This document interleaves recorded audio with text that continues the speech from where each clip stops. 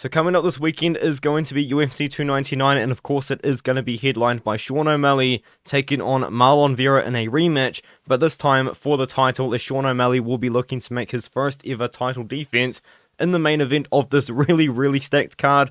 If you did want to see my predictions for every single fight on the card, I have got those out there right now on my YouTube channel. They were uploaded the day before this one is going to be uploaded, but when I did record that video, unfortunately I did kind of have a little bit of internet difficulty. I think my Wi-Fi just cut out and then it never really kicked back in, unfortunately. So I'm going to be talking about the main event in this one here. It's not really something that I do, but since it's going to be such a special fight and such a special card, because UFC 299, in my opinion, is going to be the most entertaining card of the year. I don't really want to put it out there and then jinx it and ruin it, but I think it's going to be so good, man. So of course I wanted to kind of make a separate video highlighting this one. So let's get into my breakdown here. My pick is Sean O'Malley, just to kind of get it out of the way. But the reason why I am picking Sean O'Malley is kind of comes down to the fighting style between these two guys.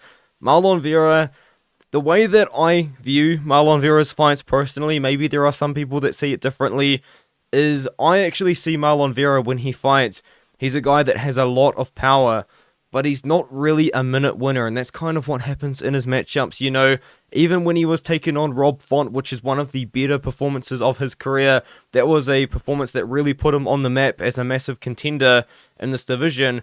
In that fight against Rob Font was outlanding him in the majority of those rounds, in the majority of that fight.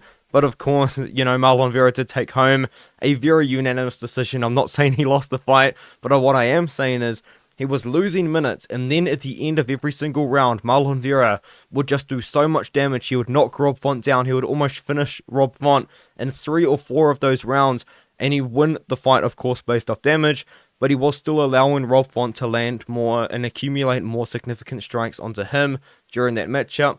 The same sort of thing goes with Frankie Edgar going into that 3rd round, where of course he got the pretty viral front kick.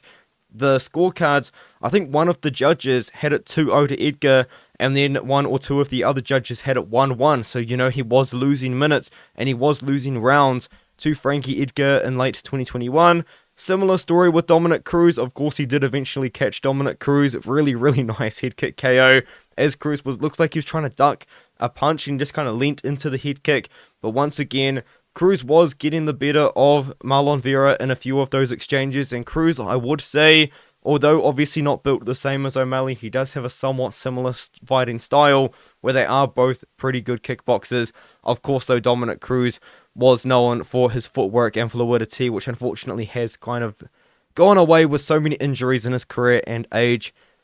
And then against Pedro Munoz, of course he did beat Pedro Munoz in that fight, there's no denying that. But the point is, with the fight with Marlon Vera, is I do see him losing minutes, but I do see him having that crazy KO power, which does seem to get him wins and seems to get him out of tricky situations. But I do think Sean O'Malley in this matchup, he's going to be the one that's going to be dictating the pace. I think Sean O'Malley is going to be the guy on the outside using his pretty good size advantage. You know, he's 5'11" at this weight class with a 72-inch reach. I know that's only a 1.5-inch reach advantage, but Sean O'Malley is going to have the longer legs. He's going to be utilizing those kicks that he does have. Of course, some people do worry about Sean O'Malley's legs because of the fight with Chito Vera in the first one. But stylistically, I think the round winner or the minute winner in the matchup is going to be Sean O'Malley, just because Marlon Vera is so patient. He waits for those opportunities. He's going to try and land big on Sean O'Malley, and there really is a very good chance that he does beat Sean O'Malley. But if he's going to do that, he's going to have to do it by finish. And that is how he did it in the first fight. To go all the way back to the first fight, which I believe I was going to say it happened in 2020, and it did. I was still in high school in 2020.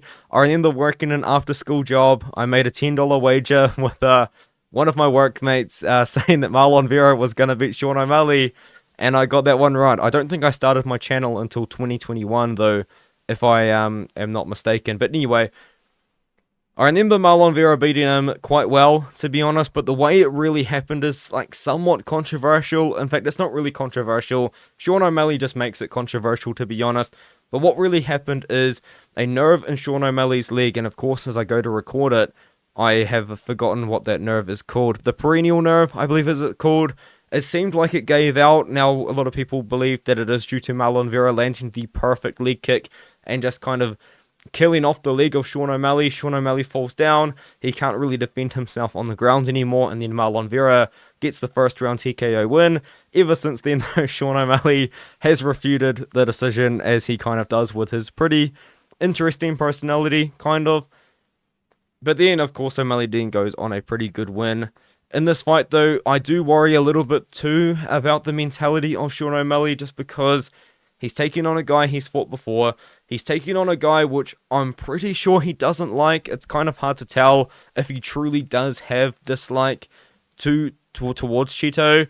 But when he was coming up, Marlon Vera was the guy that he was calling out in 2018, 2019. Sean O'Malley was calling out Chito. He wanted Chito. He said he was the easiest fight in the rankings, because I do believe Chito was ranked at the time.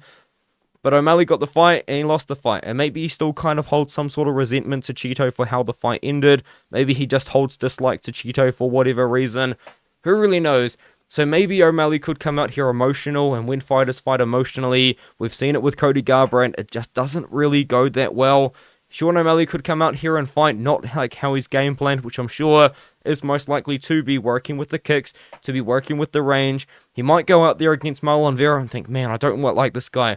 I want to make a statement. This is a rematch. This is my first title defense as a pay-per-view headliner. I'm going to go out there and I'm going to knock him out. And he leaves himself open, and he goes out there and he uses his boxing, he leaves his head in the air, and Marlon Vera, with his power, with his good counter-striking, with his patience and his eyes in the pocket, might catch O'Malley doing that if O'Malley is going to fight an emotional fight, but I just don't see him doing that. I do genuinely believe Sean O'Malley's the best striker at this weight class. Now, I guess this could be a somewhat controversial take, as of course a lot of people would maybe respond to that, saying that Petr Yan is the best striker at the weight class. Some people might even say Corey Sandhagen's the best striker at the weight class. I actually think it's Sean O'Malley. I think I said that when I was breaking down the fight against Aljamain Sterling. I did pick Sterling in that fight, though, just to be transparent. But I do think I said I think that Sean O'Malley's the best striker in the weight class. I still stand by that. I mean, of course, he did knock out Aljamain Sterling. A great performance from him. I wish I could have seen it coming, but I just thought stylistically that was a nightmare for O'Malley, and he managed to overcome it. I think against Marlon Vera, stylistically, I think it's a pretty good fight for him, man. I really do. I know there's people out there picking Marlon Vera, though. There are. And you will see their videos coming out soon and why they are doing that. But I do think O'Malley gets it done. I think O'Malley's got a good style to beat Marlon. You saw Dominic Cruz was winning minutes against Marlon Vera. Frankie Edgar 2 years ago, to be fair, though, was winning minutes against Marlon Vera. I can just see O'Malley being the minute winner, and then either winning the decision or finding a late TKO. But I think it would... In my prediction video, which I recorded, I did say late TKO, but I actually really am thinking decision. 5 rounds, though, that's a long period of time, and, you know, a lot of things can happen. O'Malley could catch Vera. Vera could maybe slow down from trying to push a pace, which he's not normally the one pushing.